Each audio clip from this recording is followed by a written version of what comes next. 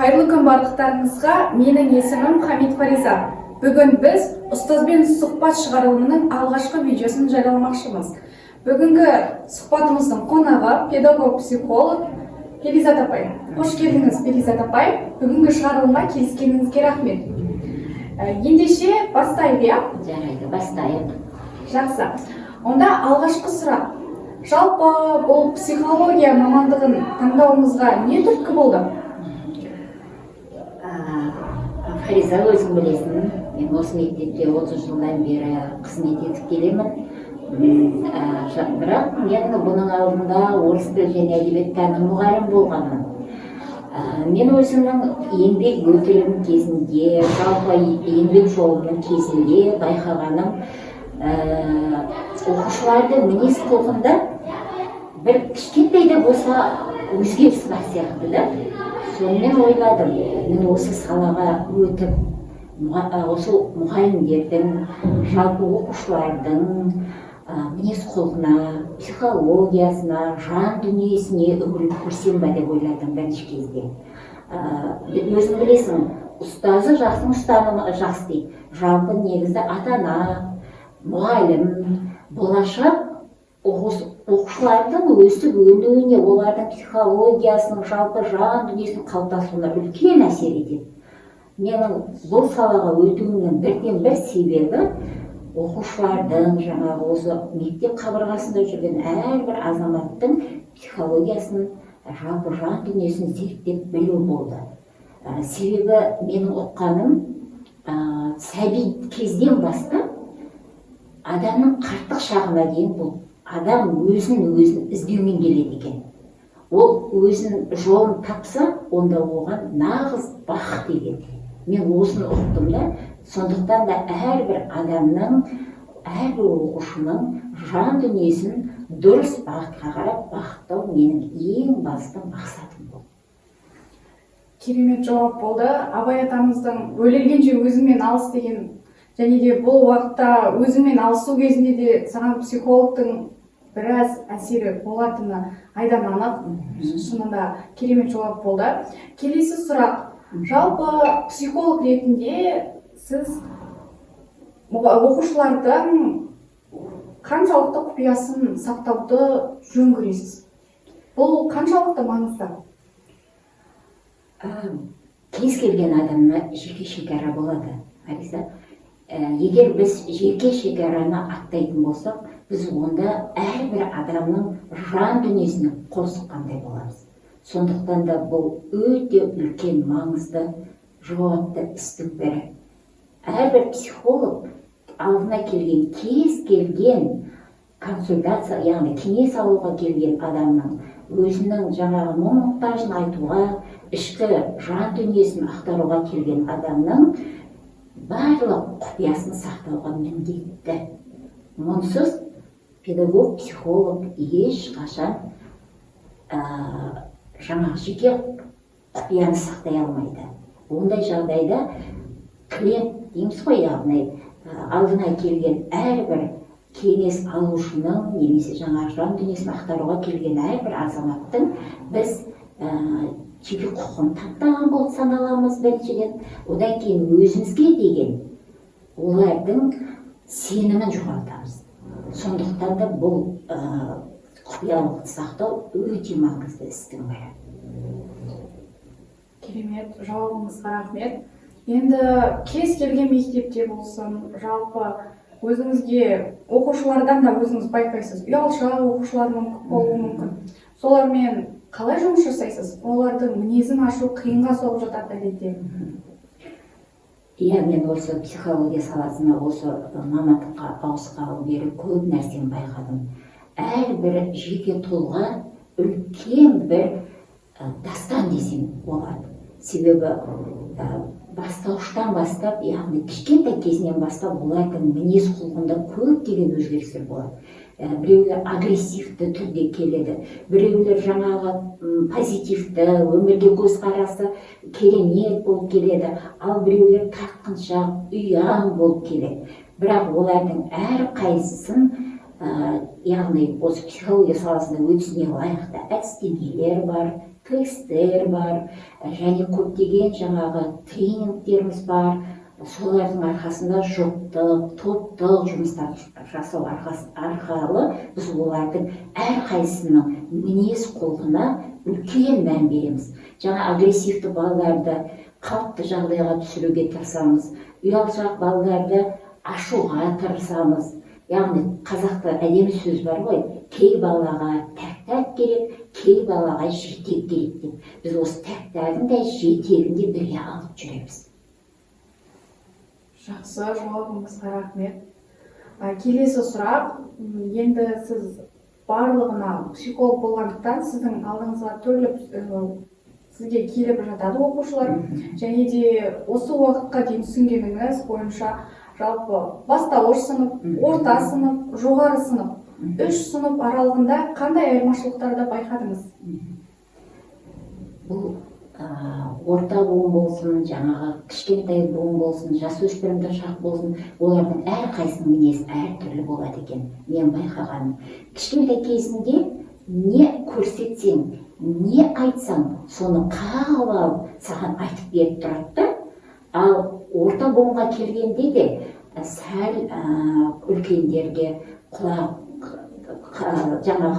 қоймау, тыңдағысы келмеу, сондай бір дәрежеде болады. Ал енді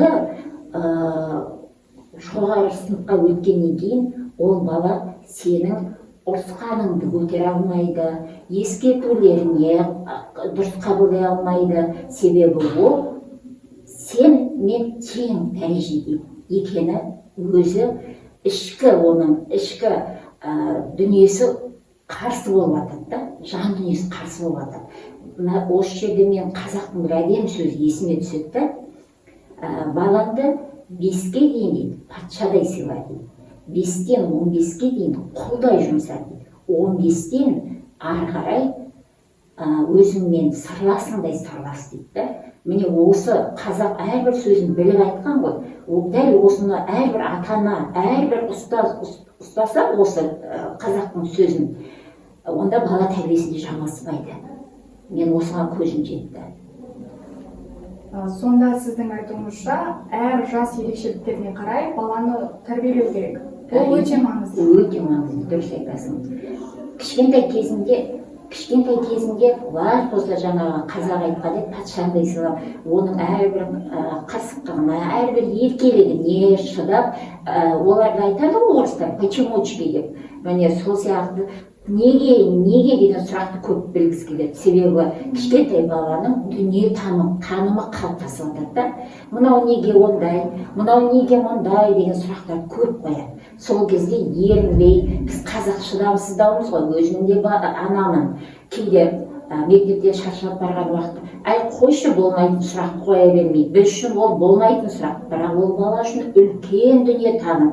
Сондай ата-аналарымыздың көпшілігі мен сияқты шығар, жаңағы шаршаған кезде қойшы, болмайтын нәрсені айта бермейді. Ал шын мәнісінде олардың әрбір сұрағына дұрыстап, кең көлемде толықтырып жауап берсең, ол баланың дүниетанымы өскен үстіне өседі да, мектеп табалдырығын аттаған кезде ол бала зерек, қабілетті, дарынды балалардың қатарында болады.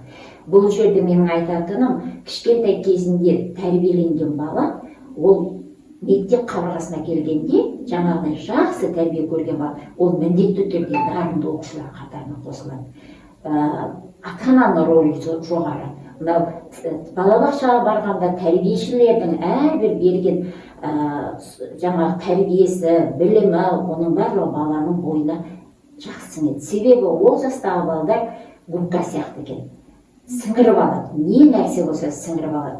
Кеше ғана мен бір Санжар фамилиясын тегі есімнен шығып тұр. Санжар деген бұл блогердің әңгімесін естідім. 12-13 жасқа дейін баланың бойына құйған құндылық, ол өмір бойы сол балаға азық болады екен. Ал одан кейін ол 13 жастан кейін арғарап, бала сол алған құндылығын арғарап дамытады екен. Сондықтан қазақ осы баланың бойындағы құндылыққа осы жастарда өте көп мән беру керек екен. Жауабыңызға рахмет. өте керемет түсіндіріп бердіңіз. Барлығына да түсінікті деп ойлаймын. Келесі сұрақ, баланың өзін өзі бағалауын қалай қалыптастыруға болады? Өте әдемі сұрақ, Фариза. Себебі өзімнен бастайыншы. Себебі мен өзім осы мектепте оқып жүрген кезде ұстаздарым әйтеуір жақсы оқиды, жаңағы барлық жұмыстарға жауаптылықпен қарайды деп қанша айтса да, мен өз-өзіне мүлдем бағаны төмен қоятынмын. Кейін өмірде үйрендім, адам ең бастысы өз-өзіне сенімді болса, міне бағалаудың жоғарылауы осыдан болады екен. Себебі сенімділік өмір бойы сені алға жетелейтін бір үлкен бір потенциалдың бірі болып табылады екен да. Мен соны ұқтым. Енді бұл жерде мен осы өзін-өзі жоғары бағалаудың, өзіңді жоғары бағалаудың бір 4 жолын айтып кеткім келіп тұр. Ең бастысы позитивті болу керек әрқашан. Позитив бұл адамды алға жетелеуші бір жүйе десек де болады. Алға жетелейді ол әрқашан позитив. Одан кейін шаман келгенше есеппен емес, есепсіз жақсылық жасауға тырысу керек. Бұл жерде дін жолында да айтып кетеді ғой, егер сен сондай бір есеппен емес, өзің жан дүниеңмен жақсылық жасасаң, сені ол Алла тағала міндетті түрде ол үшін сыйлайды деп.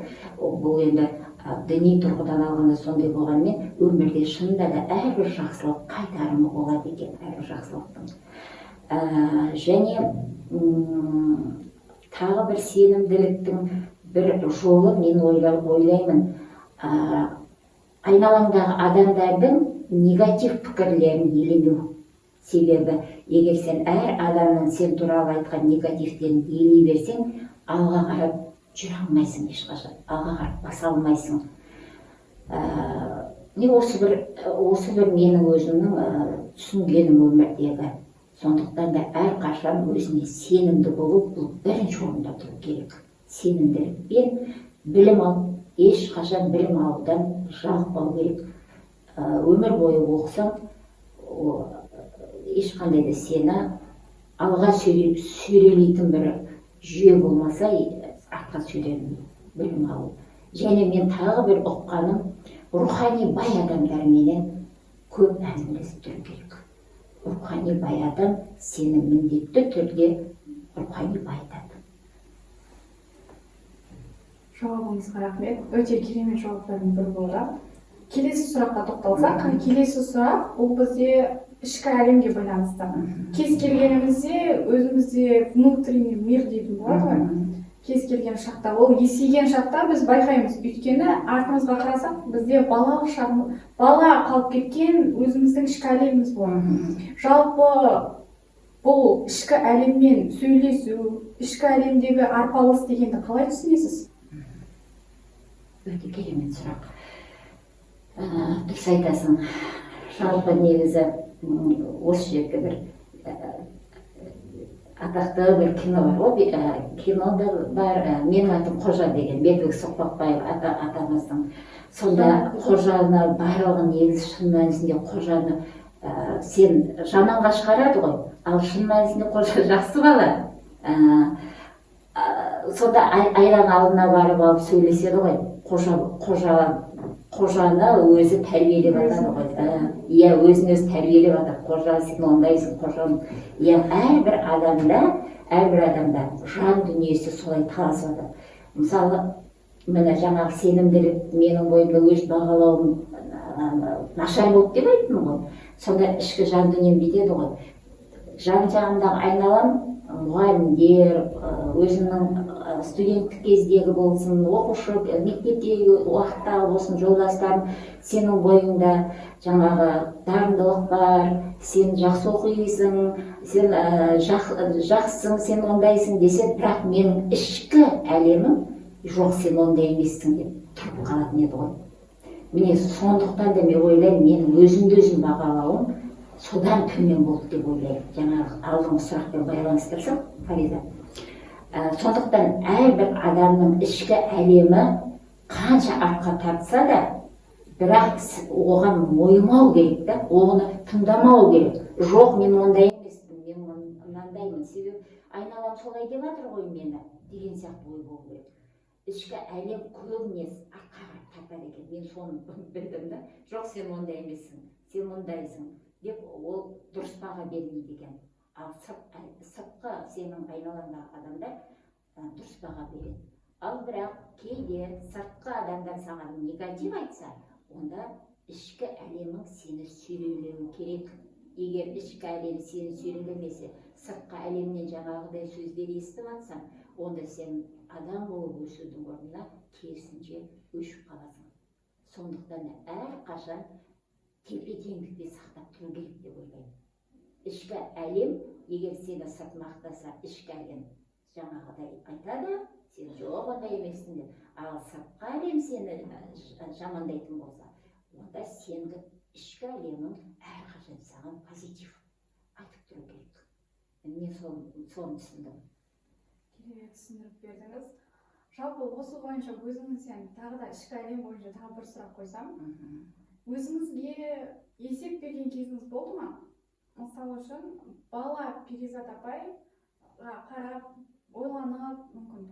Мысалы өзімде сондай жағдай болған. Ашық әңгіме болсын енді, иә? Өзіңіз ойланып отырып, білесің бе, сен бала күнде мынандайды жақсы көруші едің ғой, мынандай көйлек киген едің ғой, білесің бе, сен бірақ бір қайдағы бір адамдардың пікіріне болсаң өзгеріп кеттің, өзің тастап жібердің деген сияқты. Ал сенің негізгі ішкі қалауың сенің мынандай ғой, бала Перизат апайдан сізге ескерткен кездер болды ма? Сондай сезім көргенсіз ба негізінде? Негізі бала Перизат апай маған дәл қазіргі уақытта, бала Перизат дәл қазіргі уақытта маған тек қолдау ғана көрсетеді. Біз ойлаймыз, мен өз басым бала кезінде өте көп кітап оқыдым да, өмірді кітаппен ұштастырып жібердім. Мен өмірімде соны ұқтым.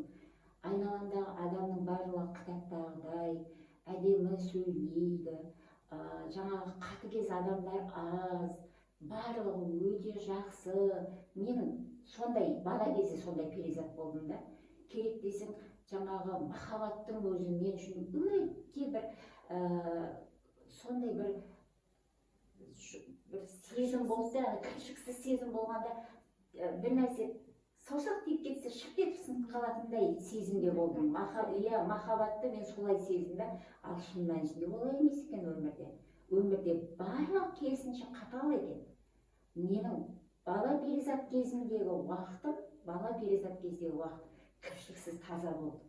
Ал мен қалай үлкен жолға қадам бастым, мен өмірімде көптеген кедергілерге ұшырадым. Бірақ ол кедергінің барлығын сол бала Перизат кездегі кіршіксіз жан дүнием жеңіп шықты.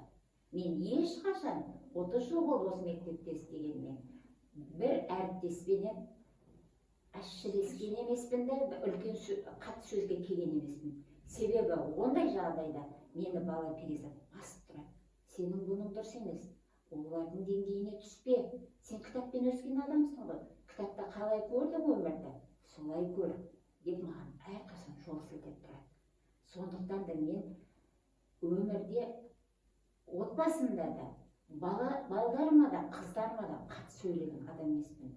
Аузымнан бір, енді бұл жерде аса бір мақтанып кеткенде болмай, бір жаман сөз шыққан адам емес. Қанша балдарыма, қыздарыма ашуланып тұрайын, бірақ ешқашан мен қатты ұрысқан емеспін бала шағама. Сол бала Перизат менің негізі әлі сүйреліп келе жатыр. Әйтпесе мен мына өмірдің қаталдығını әлдеқашан жоқ болып кетер едім деп ойлаймын. Рахмет жауабыңызға, барлығы түсінікті болды. Өте керемет жауап. Келесі сұрақ, жалпы психолог болғанда сізге көптеген мәселелер көтеріліп жатады.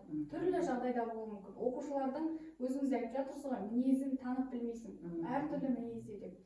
Бірақ көбінесе басымдық қандай мәселелер бойынша келеді? Негізгі басымдық бұл жерде көп адам мына қазіргі қоғамға ілесе алмай жатыр ма, менің алдымда енді осы уақытқа дейін үлкен кісілер де келді, яғни осы мектепте істеп жүрген кадрлар болсын, жалпы оқушылар болсын келді да, бірақ олардың көп айтатыны қиналам дейді, өмір сүргім келмей кетеді кейде дейді. Бұл жерде енді мен айтып отырмын ғой, жаңағы сөзім ғой, енді адамдар қазір бір-біріне мейірімділік танытудың орнына, күнделікті жылы сөз айтып тұрудың орнына керісінше саған қаталдық танытады да, адам адамға қаталдық танытады да, одан кейін лаж болса олардың жанын ауыртатын сөздер айтқанға құмар. Мен соны ұқтым да. Саусағын шошайтып қойып, кішкентай бір міні болса, не болмаса кішкентай бір қате кеткен жерлері болса, соны айтуға тырысады да. Сонымен бұл енді оқушылардың арасында да бар. Фариза, сен де білесің. Сондықтан да көп адам маған осы қоғамның осындай бір қатыгездігін көтере алмай келеді. Мен ол адамдарды ойлаймын, мен сияқты кітаппен өскен адамдар. Өмір солай болады деп ұққан адамдарды, кітаптағыдай болады деп. Бірақ өмір ондай емес қой, ешқайсының басынан сипамайды ғой. Сондықтан қоғамда болып жатқан әрбір жағымсыз ахуалдың барлығын жеңіп шығуға біліммен қоса біз тәрбие беруіміз керек. Мен осыны ұқтым өмірде. Осы мақсатта көбірек келеді маған. Меніңше бұл жауабыңыз біраз сұрақтың жауабы болғандай. Енді ашық айта алмаймын ғой енді, Фариза.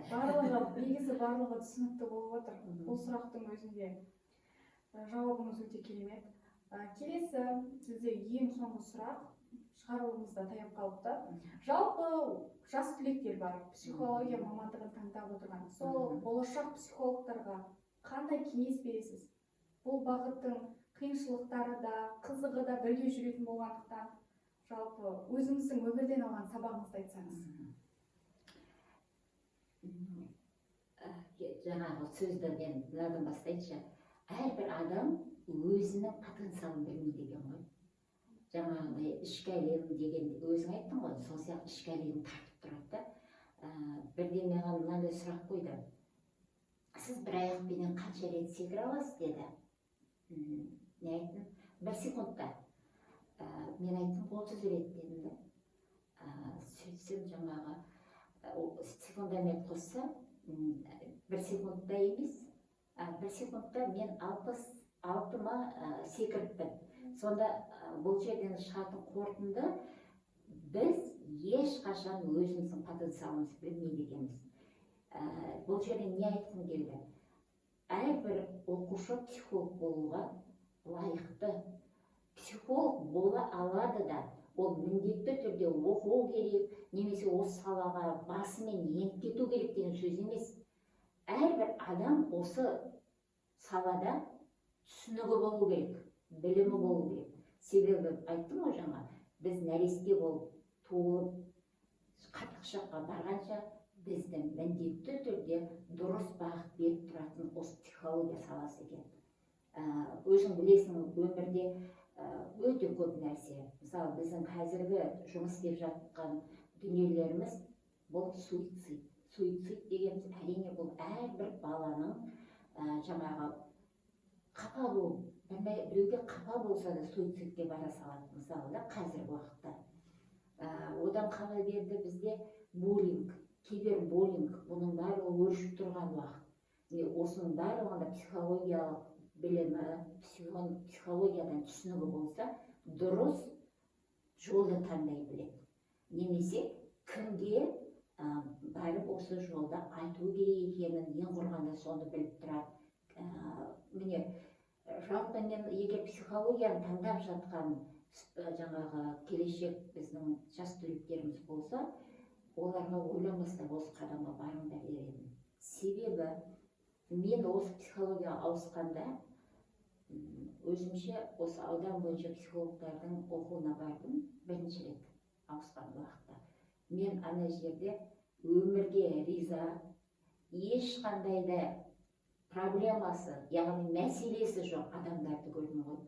Ал енді орыс тілінен сабақ беріп жүргенде барлығы қапа, жаңағы ой ана балам білім сапасы мынандай болып жатыр, ана балам жаңағы бжб жасамайды, яғни орысшаға айтқанда сочи жасамайды, сондай бір өмірдің бір проблемаларын айтып, сендерде қандай болып жатыр, семинарға барсақ та біздің әңгімеміз сол. Ал ана жерде ондай кедергі жоқ. Мен айтар едім, мен осы жасыма келгенде өзімді өзім енді таптым деп айта алар едім, сенімді түрде. Себебі мен қазір 50-ге келдім, ал мен 30 жыл бойы 20 жасымнан істедім ол мен жұмыс. 30 жыл бойы мен басқа салада келген екенмін. Міне кез келген шәкірт, кез келген жас түлек ойланбастан, егер жан дүниесі осы саланы қаласа, бара берсін. Ол жерде әрине қиындықтар болады, кез келген жұмыстың қиындығы болады. Бірақ айтады ғой, мен егіз сіңірім бар, айтып кетейін, біреуі мұғалім, біреуі актриса. Сонда жаңағы актрисасы айтады дейді, екеуі жұмысқа кетіп жатыр ғой азанда. Сөйтсе актрисасы айтады, ой мен қазір жұмаққа барам, кешке дейін ағаға оқу біздің жұмысымыз депті да. Сөйтсе ана мұғалім, бастауыштың мұғалімі ғой, сіңірім айтады, мен дозаққа барам қазір деп. Сол ұқсап, бұл жерде адамның жан дүниесі нені қалады, соған бару керек. Дұрыс таңдалған мамандық, бұл сенің өмір бойы жұмыс істеп жүрмін демейсің. Мен өмір бойы өз хоббиіммен шұғылданбадым деп ойлайсың. Осы соңғы айтқаныңызға негізі өзіңнің хоббиіңмен айналысқанда сенде ешқандай қиындық болмайды алында. Барлығы оңай сияқты көрінеді, және де әр істеген жұмысыңнан ләззат аласың. Осымен бізде сұхбат аяқталды. Перизат апай, келесі кездескенше сау болыңыз. Сау бол, Фариза. Өзіңде жетістікке жете бер, Құдай қаласа, грант иегері бола бер. Саған тек соны ғана тілеймін. Сендей шәкіртіміз бар екеніне өзін мақтан тұтамын. Сізге де рахмет, тағы да сұхбатқа келіскеніңізге. Құрметті достар, осымен бізде шығарылым толықтай аяқталды. Бұйырса, осындай ұстазбен сұхбат шығарылымның екінші бөлімін көруге асығайық.